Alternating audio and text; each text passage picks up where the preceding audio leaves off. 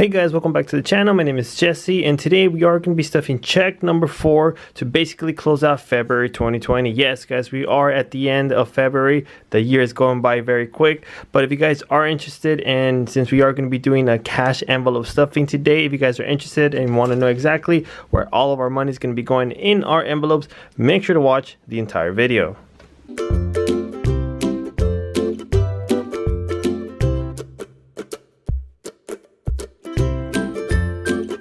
Okay guys, so welcome back to the channel. As I mentioned, we are going to be stuffing check number 4, and let me just write it down here. Check number 4 is going to be $1,900. So yes, we're at the end of February. February has gone by very quickly. I'm excited because March is coming up, and March, it's my birthday month. So March 15, remember guys, that is my birthday. So anyway, so one thing I do want to mention before we get started, I do have a brand new table. So I am using a brand new table. It's a different setup today. If you guys do like it, let me know in the comment section below. So I ended up basically painting this table that we had. It was a table that we already had, so we went ahead and sanded it down and painted it, and hopefully we're going to be able to use it now moving forward. So again, we are going to be going right into now the stuffing our envelopes. Check number 4 is pretty crazy, but if you guys are new, one thing I do want to mention, myself and my wife, we recently got married back in October, and since then we have been using the cash envelope system to basically track our money. So what is that? So this sheet that you see right here is pretty basic, but this is something that we use to track where all of our money is going every single month. So far, it's been working pretty good. It makes it much easier because both of us are on board, and it has been working, and it looks like you guys have been enjoying these videos as well. So this sheet that I have right here, at the top I have February 2020. I have 4 sections here which list, our check 1, 2, 3, and 4. And what I have here on the left hand side, expenses. Expenses is basically all the bills that we have to pay on a monthly basis, for example for rent, utilities, groceries. And right next to it I have the total. The total is basically how much we pay for that specific expense on a monthly basis, right? So just to kind of break it down for you guys, so for example rent. We do pay $1,600 for rent, so which means that we basically divide that by the total number of checks we get for the month. So typically we do get 4. We do put away $400 for each check, okay? And it kind of works the same for some expenses. Some expenses I just take out the entire expense from one check. For example, for internet, right? If you notice here, it's only $35. It makes no sense to divide it by 4. I just take out the $35 from the first check. Okay, so again, that's something that we use. So far it has been working, but what I have here, and we're going to be counting it together, this is basically the check number 4. I took it out the envelope because it was a mess. They were all over the place, so I just wanted to make sure that it was all neatly stacked away. Okay, so let's count it together. So we should have 1900. Once we count the 1900, we are going to be going straight into the envelope stuffing. Okay, so let's go ahead and get started. So we have 1 2 3 4 5 6 7 8 9 10 11 12 13 14 15 16 17 18. So we have $1,800 in $100 bills, so put it right there. And now we should have $100 in 5. So let's count out the 5. So we have 1 2 3 4 5 6 7 8 9 10 11 12 13 14 15 16 17 18 19 20 times 5, the last time I checked, is $100. So I'm put it here to the side. So now we're going to go ahead and get into stuffing our envelopes. The first envelope that we're going to be stuffing is rent. So for rent, let me see. For rent, we are going to be putting away $400, which means that envelope has already been full. So let me just get this envelope really quick. Let's count how much we have in there. So we have 1 2 3 4 5 6 7 8 9 10 11 $1,200. Okay, so we have $1,200 in this envelope.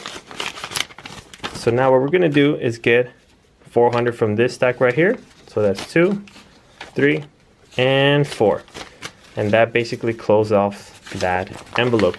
To be honest guys, doing this type of budgeting, it actually makes it a little bit better, because since we're taking out a little bit from each check, we don't really have that big expense at the end of the month, if that makes sense.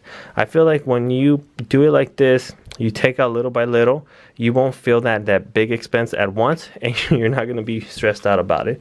That's one of the things, or one of the reasons I feel this cash envelope system has been working with us. And so far, like I said, looks like we're going to be continuing using this method for quite some time. Okay, again, if you guys haven't used a cash envelope system, try it out. But if you guys are not using the cash envelope system, if you guys are using a different method, that's totally fine as well. I think the important thing I want to stress is make sure you have at least one budgeting system in place. That way you guys know exactly where your money is going. Okay. All right. So the next item for utilities, we don't have any money in there, which means we're not going to put any money in there because we've already filled it up. For utilities, typically we do put only $60. Okay, now let's go for groceries. Groceries, looks like we're already full as well. No pun intended. But we're not going to be putting any money in there. But let me just count how much money we have in here. So we have 20, 40, 60, 80, 100, 20, 40. So it looks like we have $140 in here. Now, you guys might be wondering, since basically this is to close out the month of February, what are we going to do with this extra cash that we have right here? I am going to be dropping a video this Monday around 3 p.m. So make sure to be on the lookout for that. Turn on notification, because I'm going to be doing a video specifically to show you guys what we do want if we have any cash left over. And also I'll be showing you guys how much money we ended up saving for the month of February. I'm excited for that because I haven't counted that money, but I'm excited to count it with you guys as well, just to show you guys that the cash envelope system has been able to help us save quite a bit of money.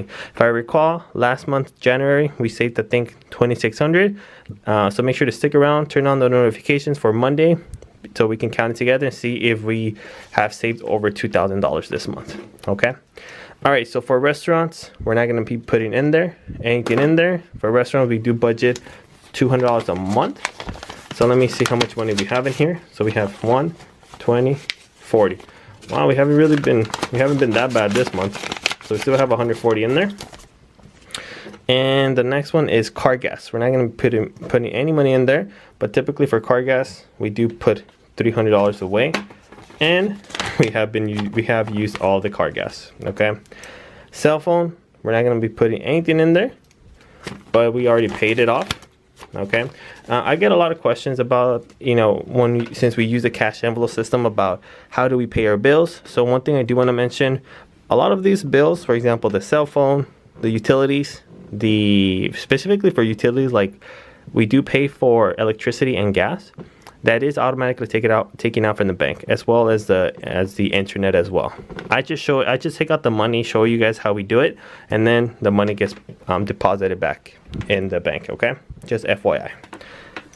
Now, internet, we already paid that off. Student loans, we're not gonna put any money in there. And just to show you guys the envelopes, there's nothing in there for internet. There's nothing in there for student loans. Car insurance, we already paid it off. There's nothing in there. The gym, there's nothing in there.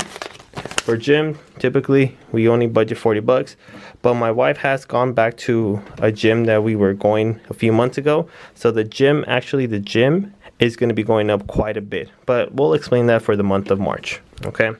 For parents, we're not going to put anything in there, but there's no money in here because the money was already given to them. If you guys are wondering about the parents, we do help them out.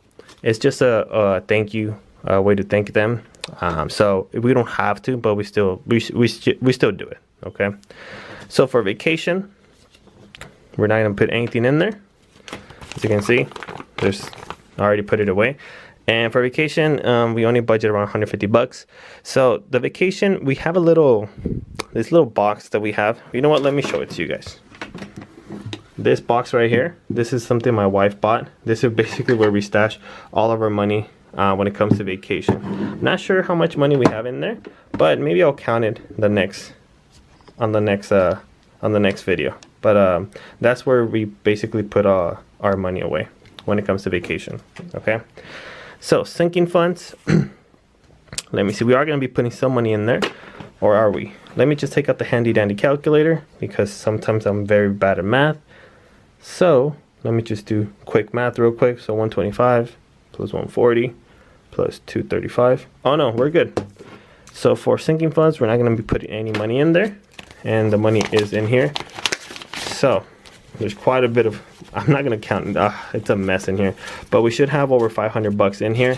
If you guys are wondering about the sinking funds, why do we have a sinking fund? Actually, to be honest, I think I'm going to have to make another video on sinking funds, because if you guys look at my video library, the sinking funds for this is basically for our car that we need to buy by the end of the year.